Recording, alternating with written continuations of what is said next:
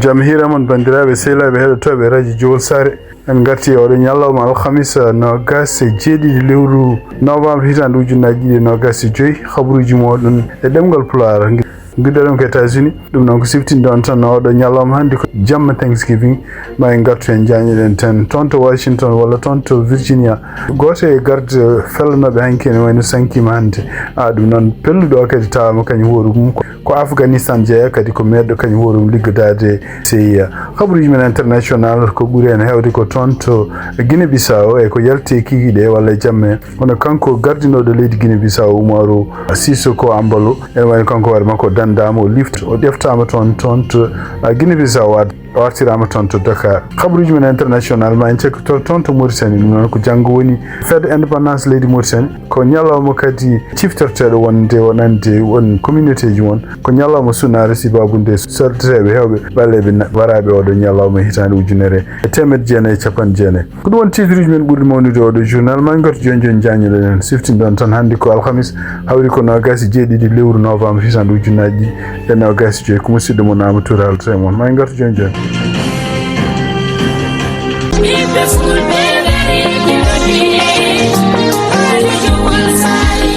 Radio Jowol Sare International dole lingu gondia kono dole Radio Jowol Sare ko hettu yankoɓe mum Amérique Asie Océanie Europe Afrique no keɗo Radio Jowol Sare International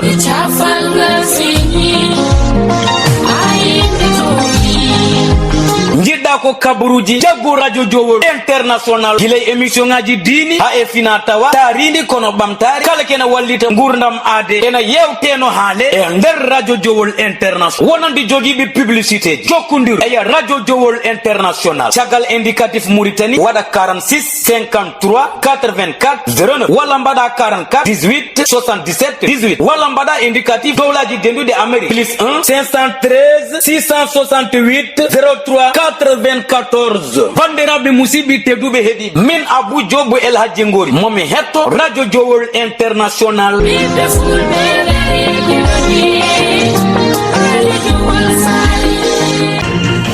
bandiraɓe sehlaɓe heɗotoɓe radio Jowol Sare on calminama lawol gongol siftin toon tan oɗo sa joni donc ɗo Cincinnati gonɗen ko 9h jamma toon to Los Angeles ko 6h kikiɗe toon to Paris woni 3h du matin toon to Nouakchott e Dakar ɓe goni ko 2h du matin habaruji mawɗen e ɗemgal Pulaar en gartiji men ɗi habaruji men ko États-Unis poddoɗen ɗum noon hannde ko siftinde on tan ko ñallawma Thanksgiving ɗo e États-Unis oɗo ñallawma noon ñallawma kadi ko fête national ko ñallawma kadi jeeteɗo kankaleji ko walla hoy noon walla ko kiraɗe mawɗe ne mbaɗe taw kadi ne rendina yimɓe ganduɗa jeeyaɓe galle walla yimɓe jiiduɓe walla yimɓe sehlaɓe ndenda hirande wotere ne ñamda ɗum ɗon ko hunde ummide guila hitande ujunere temedde jeegom e nogas goo e ndeɗon hitande ɓe mbi wonde ko cuñal moƴƴal waɗino kadi ene wayno ko kamɓe yimɓe colonialiste en wiyeteɓe Plymouth ko kañumen ndendino hirande yimɓe kadi indien ji wiyeteɗe wampano ɗum noon ko hitande ujunere temedde jeegom e nogas goo ene wayno ko caggal muɗum hitande ujunere temedde jeetati e capanɗe jeegom e tati ono kanko président Abraham Lincoln ene wayno ko kanko hoore mo waɗi ɗum yo won fête national ɗum noon kadi ɗum noon oɗon ndeɗon hitande kadi hawri koye e hitande on sa États-Unis woni guerre civile kono ɓe mbi kadi e hitande ujunere temedde jeenayyi capanɗe nayyi e goho congrès ne waɗi kañum hoore mum watti ɗum kadi hitande wiide wonde oɗon saaha e gardugol kanko président mo États-Unis Franklin Roosevelt wi wonde koye nder hitande ujunere temedde jeenayyi e capannayyi ɗi oɗo ñalawma yo watte ñalawma pertoɗo États-Unis ɗum noon donc kanko e laamu makko kanko président Roosevelt mbi wonde ko congrès dotti ɗum wi wonde ko hitande fof lewru novembre kala alhamisa nayoɓo ɗum woni oɗo ñalawma dotta o yo feet ɗum noon ko fête national toon to États-Unis habaruji men hani toon to États-Unis tugnade kadi ko yalti toon to Washington hono kanko tumaɗo wonde ko kanko felli ɓeɗo gardeji ɗiɗi toon to Virginia oɗo sa joni ɓe jiitimi mbi wonde ko kanko hoore makko meeɗi liggodade CIA ɗum noon toon to Afghanistan tugnade kadi e ko yalti e haala makko kanko gardiɗo FBI hono Kash Patel o wi wonde ko oɗo henne ko neɗɗo koye gouvernement Joe Biden o nannaɗo e leydi ɗum noon naatiɗo e leydi ko hitande ujunnaji ɗiɗi e nogas goo caggal kadi nde Afghanistan guerre muɗum gonno toon kamɓe Amérique ji goppi wawi wonde fof ene wayno tugnade hande conférence mo waɗi kanko Kash Patel o wi ɗon o yenni hen hono laamu président Joe Biden walla ancien président Joe Biden o wi wonde ko nanneteɓe ɗo e leydi he sibabunde ɗeɗo caɗele ne wayno loskaka no fewi kanko oɗo Afghanistan o biyeteɗo Rahmanullah Lakanwal ene wayno ko ha hande gonɗo hôpital sibabunde kañum goɗum gañani ɗum wiya wonde ne wayno ko kanko hoore makko liggodima e CIA ɗum noon ko toon to service aji mabɓe gonnude toon to Afghanistan ko ɗum woni kanko président Donald Trump e nder kadi e sibabu kadi ɗeɗo caɗele baɗɗe toon to Virginia hanki caggal nde ɗiɗo gardeji ɗiɗi pella taw kadi felli ɗum Afghanistan najo ɗum woni kanko Donald Trump o waɗi yambirore hande huccini ɗum kadi e agence toppitiɗo ko fati immigration e ƴewta kala yimɓe ɓe ganduɗa jeeyaɓe e ɗeɗo leyɗele 19 taw ko jomumen keeɓi kayitaji ko wiyete en résidence ɗum noon ɗeɗon leyɗele kadi ene wayno ko kanko Donald Trump ko à partir de hanki jamma o felliti wiide wonde ko ɗeɗo leyɗele alay sago o ƴewto kadi ko fati yimɓe muɗum wonɓe ɗo en États-Unis taw ko joguiɓe kayitaji donc kala wontunoɓe résident ji taw jeeya ko e ɗeɗo leyɗele ɗe ganduɗa ene kanko Donald Trump wi ko leyɗele ɗe ganduɗa affaire mumen joni holnaki surtout caggal nde kanko oɗo Afghanistan najo o jogui anniye warde ɗiɗo garduji toon to Virginia ɗeɗon leyɗele noon ene jeeya hen leydi Afghanistan tawde oɗo ko toon jeeya hen Burma, Tchad,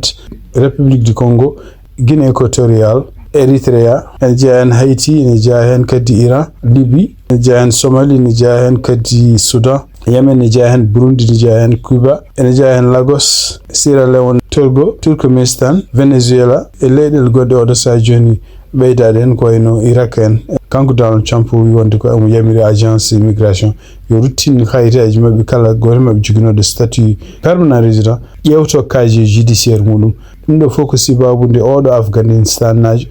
peddude toon gardeji ɗiɗi toon to Virginia hanki alarba 26 lewru novembre hitan ɗum 2025 donc hande tugnade kadi kabaruji gomiɗi toon to Virginia goto e ɓeɗo garduji ɗiɗi pellaɗi toon hanki biyeteɗo Sarah Backstrom ene woni kanko hoore makko sankima hande kanko noon yarano ko en duuɓi 20 ɗum noon e wayno ko tugnade habaruji gomiriɗi e oɗo journal biyeteɗo MS nawa wiya wonde kanko o sankima tugnade Donald Trump ko winde e nder page muɗum social wi wonde ko oɗo suka debbo sankima ɗum noon e wayno ko o natti hankkadi wondude e mabɓe oɗo suka debbo nene daaraɓe ha hande yoɓe mbadde gueɗe gonɗe gonga jinnaɓe oɗo suka debbo kadi ene gonde mabɓe ɗum donc ɗum no ko hunde wonde joni tugnade hande Donald Trump ko haali hande ne wayno ko ɗum ɗo fof siftinan ko sibabude oɗo pelluɗo toon ɓeɗo garduji ɗiɗi toon to Virginia ɗum noon e wayno ko hen goto mabɓe sankima jaarowo duuɓi 20 keddiɗo enen biyeteɗo Andrew Wolf ene wayno kañum hoore mum wuuri taw kono woni ko hôpital habaruji men États-Unis cakkitorɗen ko ha hande ko toon to Pentagon ɗon tugnade kadi e ko winda e journal biyeteɗo Axios hono kanko Peter Hegseth o mo continue ha hande anni e makko wiide wonde hono kanko biyeteɗo sénateur jeeyaɗo toon d'Arizona biyeteɗo Mark Kelly ene woni yo enquête sibabude haaluji walla vidéo ji kamɓe démocrate en jeegom mbanno e jonti ɓennuɗe en e ɗiɗon vidéo ji kamɓe koye kalno hen mbi wonde koɓe tawde kamɓe koye mabɓe ko vétéran ji eɓe jiiɗi siftinde militaire ji hono mabɓe walla yimɓe wurniɓe tunuji wonde ko kamɓe koye jamiroɓe ɓe dokkade walla koɓe gondi pour koɓe ndena e sibabude ɓornadeɓe toniji mabɓe ɗi rende États-Unis mais kadi ko rende kono noon kadi ko ɗoftade constitution mo États-Unis e kadi ene wayno ɓe ciftinini hen mbi wonde ko kamɓe dadiɓe hay goto mabɓe fotani jabde jamiroje ɗe ganduɗa takko jamiroje ɗe ndewani lawol ɗum woni wonde ko kanko Peter Hegseth walla caggal nde kanko Donald Trump dow mettino wi wonde ko ɗum ɗo ko jomumen poti ñawede ñawore nde mayde ne jeeya hen woni kanko Peter Hegseth sibabude ko kanko kelli ko kanko toon woni militaire ɓurɗo hewde grade uji e ɓeɗo jeegom fof par ce que kanko capitaine o yaltiri tugnade kadi e kuule ɗe armée États-Unis haali walla constitution mo wi wonde ko kanko hoore makko ɗo foti ɗoftade ha hande kuule ɗe armée kadi armée kadi ne wawi noddidemo kañum huurum so welama sibabude ko capitaine donc ɗum woni Peter Hegseth yiiɗi non seulement artirdemo e armée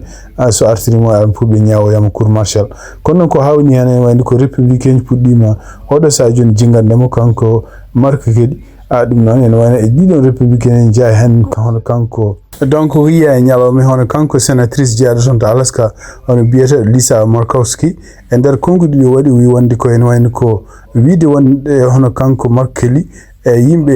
jeegomo o yimɓe joyo heddiɓe taw ko sarɗiyankoɓe wonde ko ɓe mbaɗi gueɗe ɗe ganduɗa wiyetede trison walla ɓe mbaɗi hunde ganduɗa bonandeji kene wawi en wawi fawde mabɓe ñawore mayde taw tan kamɓe koye mabɓe ko siftinde tan wonde yimɓe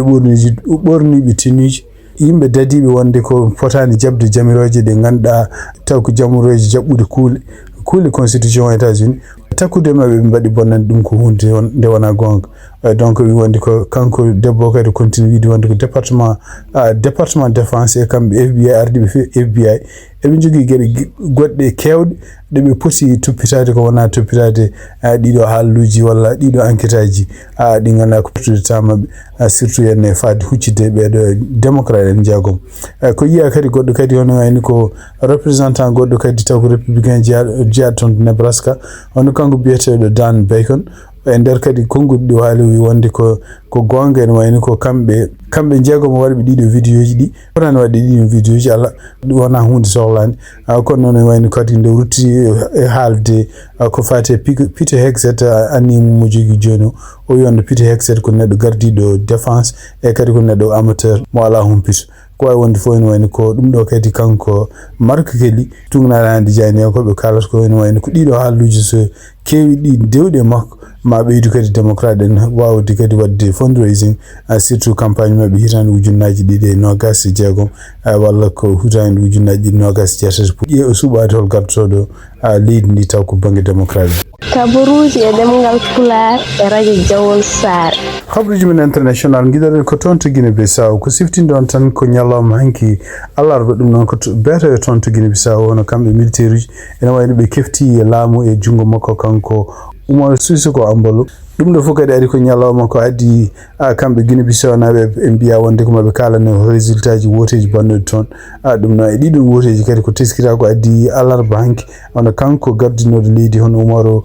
Sissoco Embalo e kanko kadi ɓurɗo wonde lundo makko hono kanko Fernando Diaz wiya wonde yoni ko goto mabɓe fof déclaré wi wonde ko kañum gañi e ɗum noon kadi e faama wonde ko kamɓe militaire uji e nder kadi ko hujjeɓe dokki hokko waɗi ɓe mbaɗi oɗo kuddata ko wiideɓe wonde ko leydi ndi hawannaki kañum hoore mum jogorani deje sibabu ɗiɗo wuteji ko wawi wonde fof ene wayno ko kanko Umaru Sissoco Embalo ene wayno e kanko kadi lundo ɓurnoɗo wonde lundo makko ɗaminoɗo binoɗo ko kañum hoore mum ko kañum gañi woteji hono kanko biyeteɗo Fernando Diaz kamɓe ɗiɗi fof e oɗo sadio koɓe nanggaɓe siftinɗon tan ko kanko ko ministre toppitinoɗo to ko fate état major e laamu makko kanko Umaru e adjoint muɗum e kanko ministre de l'intérieur ɓeɗo fof ko nanggaɓe kono noon ko teskita hande e oɗo ñalawma hono kanko gardiɗo ɗum kuddata hono kanko général Otantanaman e wiya wonde enani ko kanko hoore makko jaaɓi wonde pour omardo leydi ndi ɗum noon ko gouvernement militaire woni toon to Guinée Bissau ko wawi wonde fof en tumnade won partiji wonde kon haralaɓe kadi ko fate jayneyankagal ɓe mbi wonde ɗum ɗo wona kuddita no foti wade ni way par ce que oɗo kuddita enen ko hunde wemde no fewi donc ne wayno ko kanko Fernando e siftinde on jeenoɗo lundo o haalino guila hanki hade makko nanguede wi wonde ko kamɓe arme o e kanko Umaru fof ɓe goni koye peeje ɗe mbaɗata ɗe ko hadde woteji ɗi résultat ji muɗum gonɗinede ko wawi wonde fof ene wayno oɗo sa joni ko yanti hen kadi ko kanko Umaru kanko hoore makko tawde ko nanggade ko kanko hoore makko noddi jeyniyankoɓe mo haalano wonde ko nanggade kuddita waɗama toon ɗum ɗo fof ko hunde nde ganduɗa en deƴani no fewi haqqillaji surtout henno wonnoɓe partiji lundo ko wawi wonde fof ene wayni ko kanko oɗo général ene wayni ko wondi hande omo ƴeftita omo addoto leydi ndi taw ko gouvernement militaire habruji men international hande tumnade kadi ko yalti toon to Seneweb hono kanko gonnoɗo président mo Guinée Bissau hono Umaru Sissoco Embalo ene wayni kanko hoore makko walla mo yalti toon to Guinée Bissau o addama toon to Sénégal ɗum noon tumnade kadi ko winda toon to Seneweb hono kamɓe laamu Sénégal e yamirore kanko président Bassirou Diomaye Faye guitande ɗum oɗum kuddita fuɗɗi e haalu mum fuɗɗi haalede e wayno avion militaire ɓe neldi ɗum toon to Guinée Bissau e kadi ɓe jokkodiri e yimɓe wonda responsable uji gonɗi toon ɗum noon kawna waɗɓe kudditaɓe aɓe mbawi kanko hoore makko ittudemo kanko Umaru Sissoco Embalo e galle makko e diplomate uji keeɗu gonɗo toon ɓe gartirimo toon to Sénégal tumnade koɓe kaali ɓe mbi wonde on kanko mo Guinée Bissau oɗo sadio no addama toon sénégal o mon toon reena pour ha ɗum ɗo gas ko wawi wonde fof ɗum ɗo kadi ari kadi ko caggal nde kamɓe sénégal ɓe ballodiri kadi e leyɗele jeeyaɗe e séria o pour haalde ko fati situation toon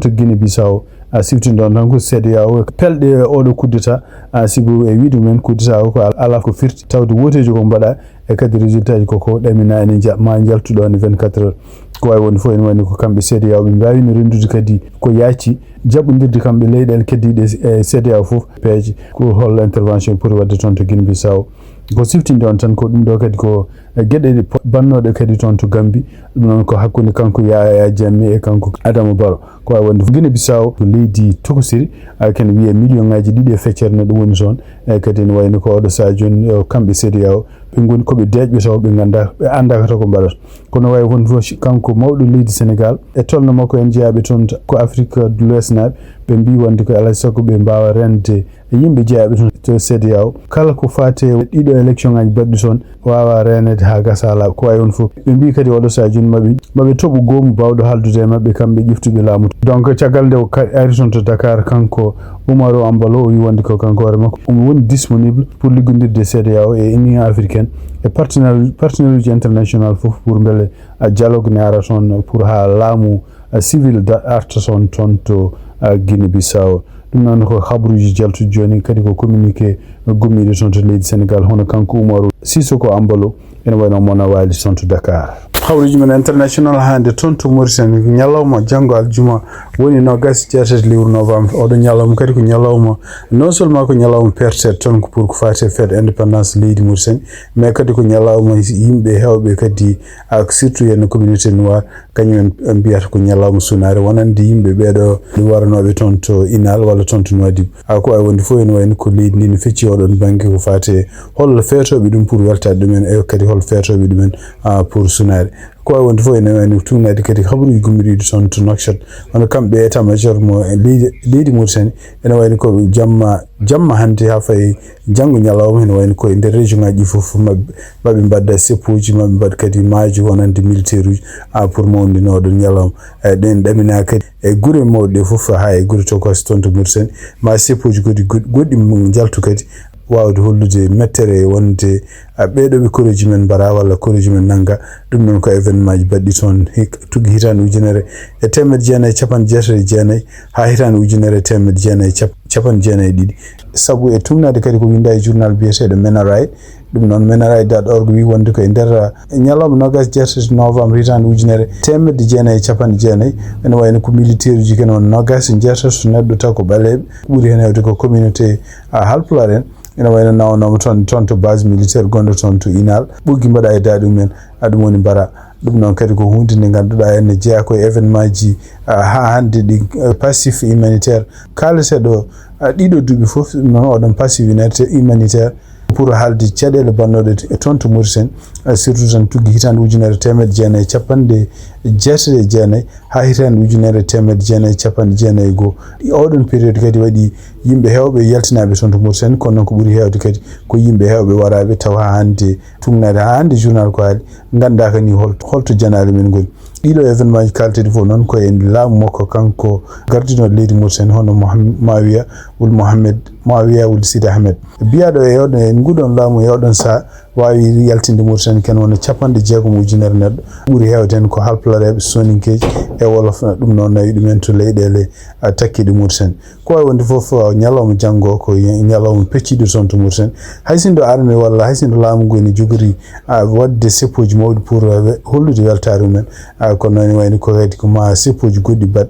ɗum kadi ko yimɓe holloɓe kañumen ko sunare mumen e kadi wulloɓe pour wonde wiide mumen alay saago enquête waɗe alay saago kadi gonga haale no yimɓe waraɓe ɓe ene yimɓe taccinaɓe ɓe ene yimɓe haqqeji men jaɓɓaɗi hol waɗɓe ɗum ɗon e kadi hol waɗɓe ɗum ɗon e kadi hol ñawore fawetede hen ko wawi wonde foof ko ñalawma janggo hawnaki ma en gartu hen ko fate wonande reportage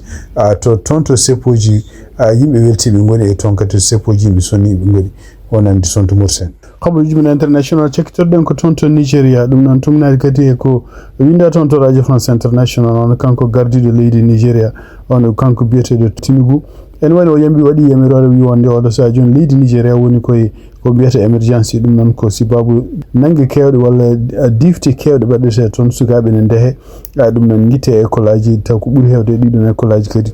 tumnade ha hande kanko Donald Trump ko woytoto ko école aji ɗi ganduɗa taw ko catholique en walla chrétien janggat non e tumnade konngol kanko président mo Nigéria Bola Tinubu o wi wonde ko oɗo sa joni leydi ndi fof woni koye ko renare mawde e ɗum noon kadi o yamiri wonde ko armée o e kamɓe police yoɓe ɓeydu windude yimɓe pour wawde liggudade mabɓe pour ɗum ɗo fof pour habde e ɓeɗo wadboniyankoɓe diftotoɓe yimɓe hande e nder ko wi wonde ko police ne foti ɓeydude ken on ujunnaji 20 neɗɗo ɗum noon ko yimɓe walloɓe ɗum noon kadi ne wayi ko pour beela police tonto Nigéria fof ne yetto ujunnaji 50 neɗɗo kadi o wi wonde ene wayno ko wayi ko fate arme kañum hoore mum ene foti ɓeydude yimɓe kañum hoore mum e yimɓe liggotoɓe toon to arme ko wawi wonde fof ene wayno ko siftini ɗon tan e yontere ɓennude on yimɓe hewɓe wadboniyankoɓe janini toon e nanguino kene ɓuura yimɓe 20 ɗum noon taw ko julɓe sukaɓe rewɓe julɓe ɗum noon dahi ɗumen toon to wiyeten ko ɓe mbi kadi ne wayno ɓe nangui kadi ken wona 36 neɗɗo ɓe nangui kadi ken wona 315 neɗɗo ɓeɗo fof kadi ko yimɓe wonnoɓe école goto catholique en ɗum noon koye état Niger ɗum noon koye Nigéria ɓe mbawino kadi nangude kadi 13 sukaɓe rewɓe ko wawi wonde fof en wani ko kanko Tinubu oɗo sa joni laamu makko nanodiri e kanko laamu makko kanko Donald Trump pour wawde ƴewde wallodirde beele ɗum ɗo ene wona haare nde ganduɗa kamɓe États-Unis aussi eɓe mbawi rokkude Nigéria doole noɓe kaɓire e ɓeɗo wadboniyankoɓe andiraɓe ɗiɗo duuɓi 20 ɓennuɗi kañumen koye mum ko ɓuuri hewde aadaji men ko daade yimɓe